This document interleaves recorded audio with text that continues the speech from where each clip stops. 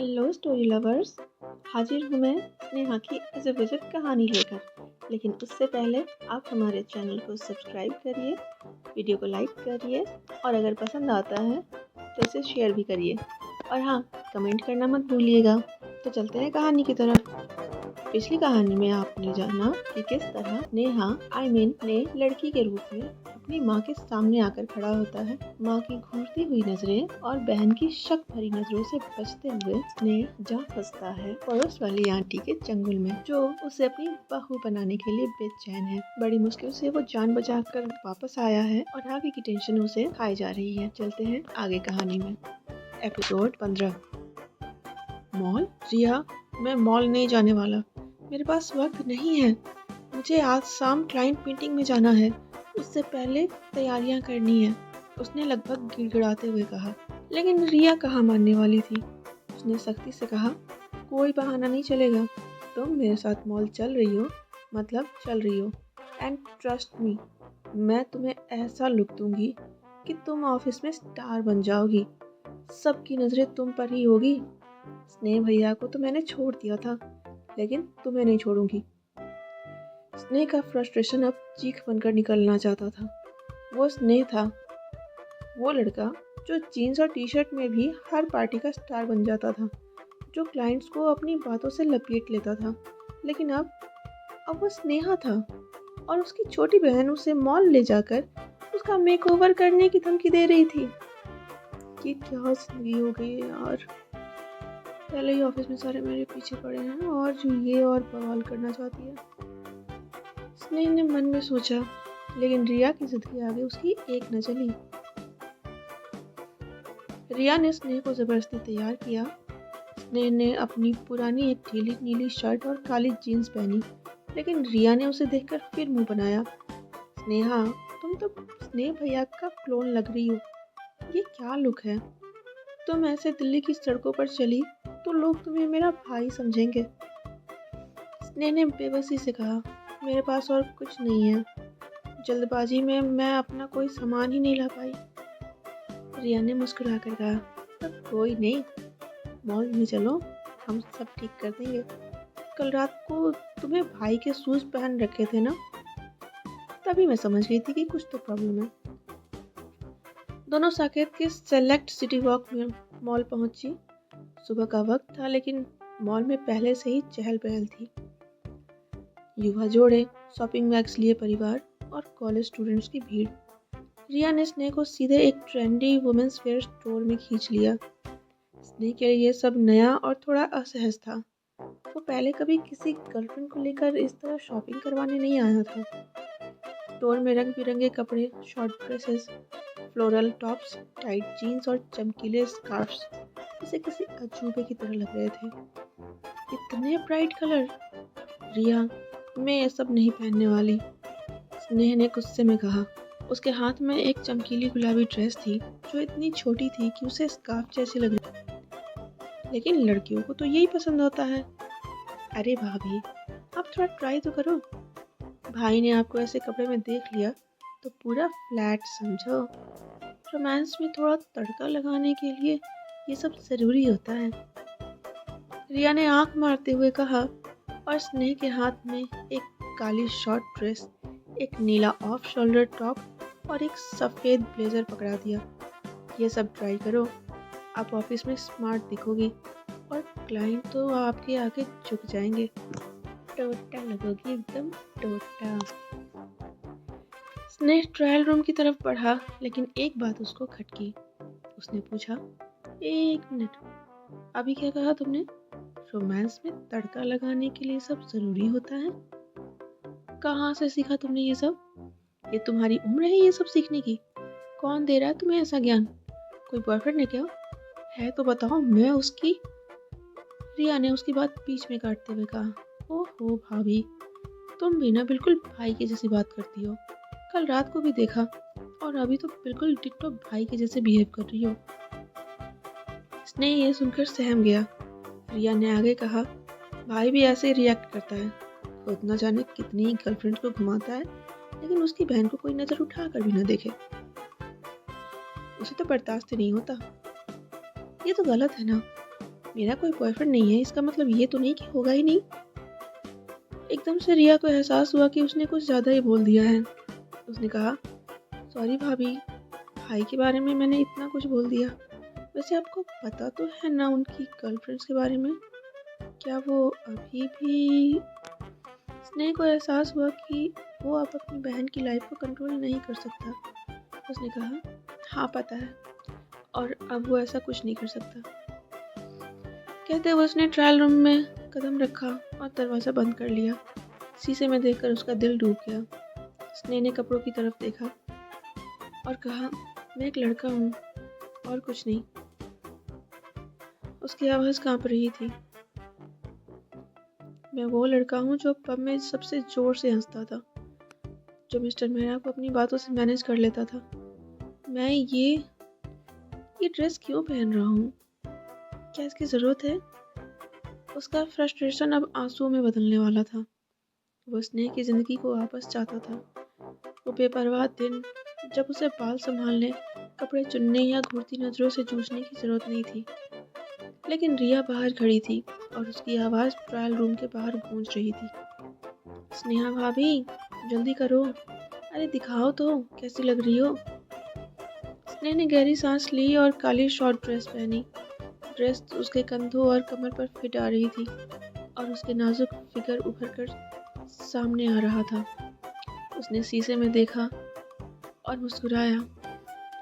मैं एकदम बिल्कुल किसी मॉडल की तरह लग रहा हूँ ना? लेकिन एकदम से उसकी मुस्कान गायब हो गई। हाँ, लेकिन ऐसे तो सब और घूर कर देखेंगे। जिसने नहीं देखना वो भी पलट कर देखेगा। ऑफिस में तो मेरी जान निकल जाएगी। बाहर रिया को चैन नहीं था। उसने फिर से आवाज़ लगाई तो स्नेह ने ट्रायल रूम का दरवाज़ा खोला और बाहर निकला। उसने देखा, रिया की आंखें चमक उठी। वाह स्नेहा भाभी, तुम तो कमाल लग रही हो। ये ड्रेस तुमको ऑफिस में स्टार बना देगी। जरा देखो तो, आपकी कमर, उफ, ये टांगे, सब परफेक्ट है, जैसे किसी सांचे में ढालकर बनाया हो। स्नेह ने गुस्से में कहा, रिया, मैं ये कपड़े पहनकर नहीं जाने वाली। लोग मुझे और घूरेंगे और मैं पहले ही उन घूरती नजरों से तंग आ चुकी हूँ। अरे तो घूरने दे मेरी जान। रिया ने बेपरवाही से अपने फ़ोन पर स्नेह की तस्वीर खींचते हुए कहा, मतलब आप खूबसूरत हो तो लोग घूरेंगे ही, लेकिन तुम कॉन्फिडेंस रहना।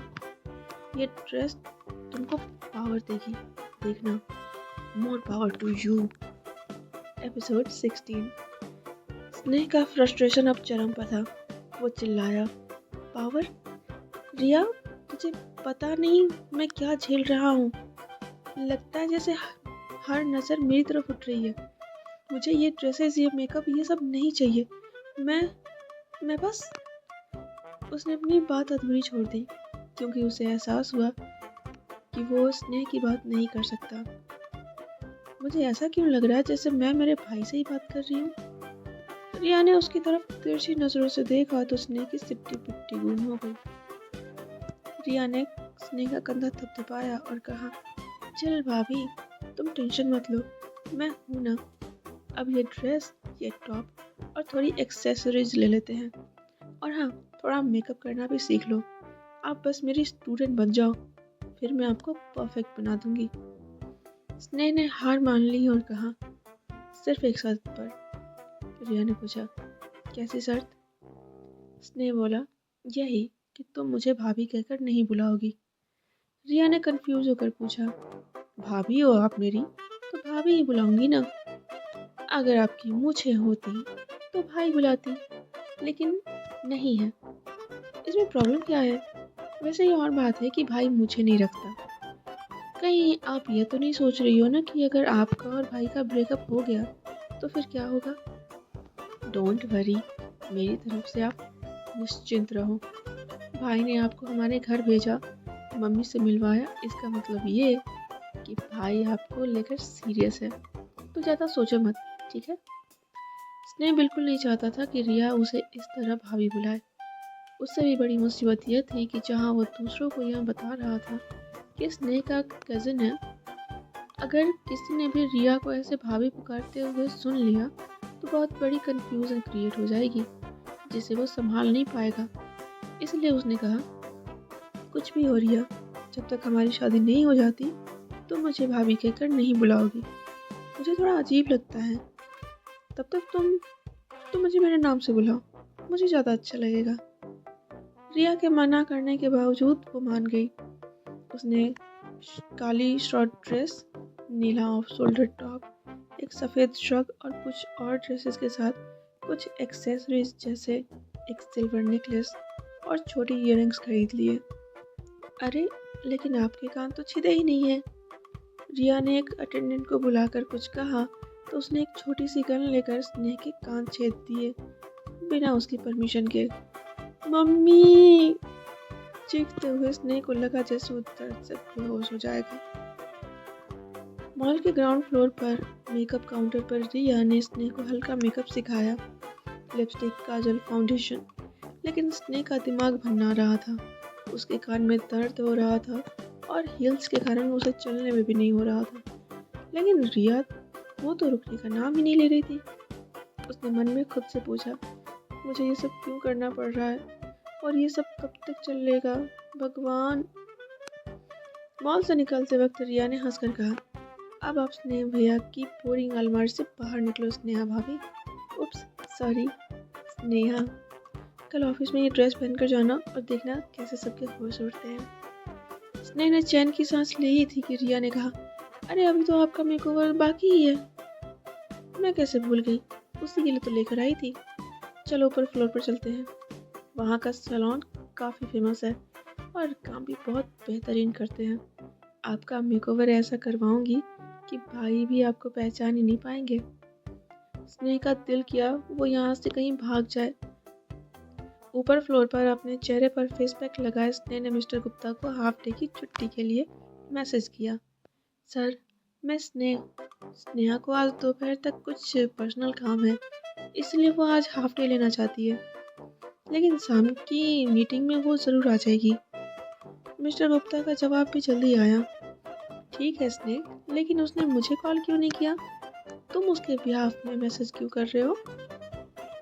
स्नेह ने लिखा, सर, उसके पास आपका नंबर नहीं था तो उसने मुझे कहा। इस टाइम वो बिजी थी तो मुझे भी बस एक मैसेज ही कर दिया था। मिस्टर गुप्ता ने लिखा, ठीक है, लेकिन आज शाम की मीटिंग में उसकी प्रेजेंस बहुत ज़रूरी है। मिस्टर मेहरा ख़ास तौर पर उससे मिलना चाहते हैं। उसकी स्माइल इस डील को पक्की कर सकती है। मिस्टर मेहरा तो पूरा लट्टू है उस पर। देखना, वो तुम्हारे सारे काम चुटकियों में करवा देगी। स्नेह ने मैसेज पढ़ा और सर पीट लिया। वो बड़बड़ाया, स्माइल, ये फिर वही डिनर वाली बात शुरू करेगा। उसका फ्रस्ट्रेशन हर छोटी बात पर भड़क रहा था। स्नेह के तौर पर वो मिस्टर मेहरा को अपनी बातों से मैनेज कर लेता था, लेकिन स्नेहा के रूप में उसे हर कदम पर अपनी इज्जत बचाने की जंग लड़नी पड़ रही थी। मिस्टर गुप्ता ने एक और मैसेज भेजा, ये अपनी स्नेहा का फ़ोन नंबर क्या है? अगर मुझे उसको कॉल करने का मन हुआ तो? स्नेह की भौहें सिकुड़ गई। एक और मैसेज आया, मेरा मतलब हम में से किसी के पास उसका नंबर नहीं है। अगर किसी काम को लेकर उससे कुछ पूछना हुआ तो कैसे करेंगे? स्नेह मन ही मन झुंझला गया। उसने मैसेज देखा लेकिन कुछ रिप्लाई नहीं किया। रिया ने उसे फ़ोन पर लगा देखा तो पूछा, क्या कर रही हो? अभी तो थोड़ी देर चैन से बैठ जाओ।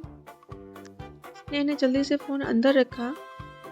आगे रिया ने देख लिया कि वो स्नेह का फ़ोन यूज़ कर रही है तो बेवजह सवाल करेगी। उसने कहा, वो ऑफिस से मैसेज था। रिया बोली, ऑफिस से मैसेज है ना, तो कुछ देर ऑफिस को अवॉइड करो। चिल यार। स्नेह का ध्यान अपनी बालों की तरफ गया जिसे वो काटने के लिए कल ही कहा था। उसने अटेंडेंट से कहा, मुझे अपने बाल काटने हैं, बिल्कुल छोटा, एकदम बॉल कट, जिससे आंखों पर ना आए। उस अटेंडेंट ने धीरे से कहा, क्यों, परेशानी हो रही तुम्हें? अभी तो और परेशानी झेलनी है तुम्हें, तब पता चलेगा कि लड़कियों को कितनी परेशानी होती है और ऊपर से तुम जैसों से डील करना पड़ता है। स्नेह ने हैरानी से उस लड़की की तरफ देखा। वहाँ कोई लड़की नहीं, बल्कि वही साध्वी थी जिसे वो ढूंढ रहा था। तो फ्रेंड्स, अगर आप यहाँ तक आ ही गए हैं तो एक बार हमारे चैनल को सब्सक्राइब कर दीजिए, वीडियो को लाइक भी कर दीजिए ताकि हमारे चैनल को ग्रो होने में हेल्प मिले। इससे आपको तो कुछ नहीं होगा, लेकिन हमारी हेल्प ज़रूर हो जाएगी। बस आपका 2 सेकंड। बाय।